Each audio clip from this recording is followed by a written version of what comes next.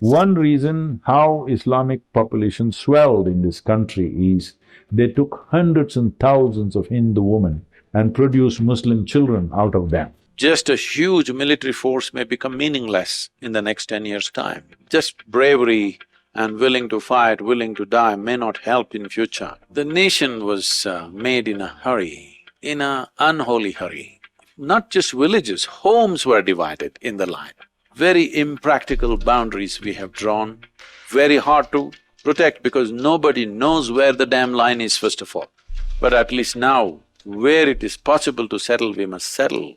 What I feel is a significant move must be done right now. After more than 1,000 years of external invasions, foreign occupation and extreme poverty, this nation is now on the threshold of economic well-being. This opportunity and possibility has not come free, but out of much pain, suffering and sacrifice by generations of people before us. Therefore, it is our duty to bring their efforts to fruition and make their dreams come true. It is obvious there are certain elements who do not want this nation empowered. It is high time we defeated nefarious designs of these anti-national elements. And a steely resolve and an iron hand is needed right now. There are those who are not committed to the idea of nationhood, and they cannot be dealt with softly if we want to preserve and nurture the sovereignty of this nation.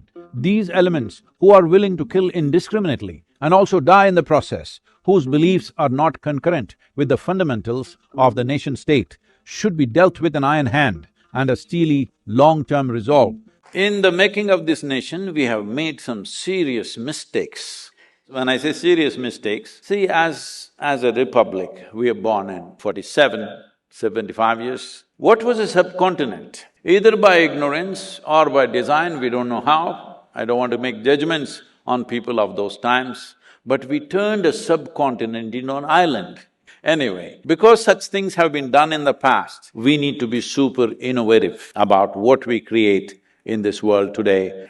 Now, this is important. What kind of nation we craft in the next 10, 15 years' time is very, very important. If we want to live in a nation that we will be proud of living in, we must do the right things. According to Sadhguru, it is a matter of deep concern and regret that in the recent past, terrorist attacks and bomb killings and aiming innocent people have become a matter of routine in the country. The purpose of terrorism is not war, but to cripple a society with fear. Their aim is to spread panic among the people, divide the society, derail the economic growth of the country, create strife, violence and lawlessness at every level. In other words, reduce the country to a failed state. Of all the kinds of violence, particularly religion-motivated terrorism is the most dangerous kind. You can speak reason to a man who is fighting for anything else, but when a man believes he is fighting for his God, there is no reasoning with him. When people are fighting for money, property or something else, it is possible to negotiate with them because they are life-oriented. But those who think they are fighting for God or doing God's work are only too eager to die and take all of us with them. If we want to exist here as a nation, we have to learn the fundamentals of how to maintain the sovereignty of the country. It is very important that anybody who threatens the normal functioning of society and the nation must be put down. The long-term solutions are different, but this fighting for God has to be put down. Absolutely. It doesn't matter which section of society it comes from.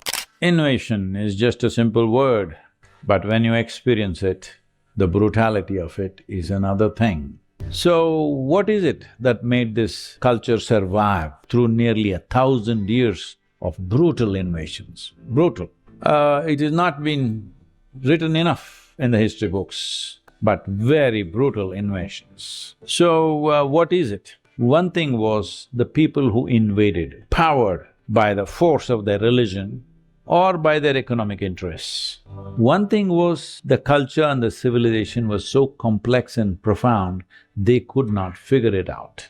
See, I forget the name of this particular invader sometime… I'm thinking of a particular name. I'm not good at these names anyway. So one of them had a real discussion with the people and said, How do we just burn out this Hindu way of life, Hindu thing? Because they thought it's another religion. Just like they believe in one religion, somebody else believes in another religion. That's because I belong to one religion, so you must belong to another religion. How else? Because you do something different. But that's what they never figured out. So they looked at this and where is the religious head? Who is the Pope? Let's kill him. That's the idea. So they said, no, there are hundreds of them. So they killed all the hundreds. But still it didn't die, because there was never a leadership for this. It was never an organized approach. It's every individual seeking their own thing and everybody accepting that. That was the only organization we had. You're worshipping the tree, I'm okay with that. She's worshipping the rock, I'm okay with that. I'm not a tree worshipper, I'm not a rock worshipper, but I got no problem. I'm a sky worshipper. Somebody else doesn't worship anything, oh, we are okay with him also. So they never figured this, because they always believed you must belong to some entity. Here people did not belong to any entity, so there was no leadership. As many people as you want you kill, but still it is on.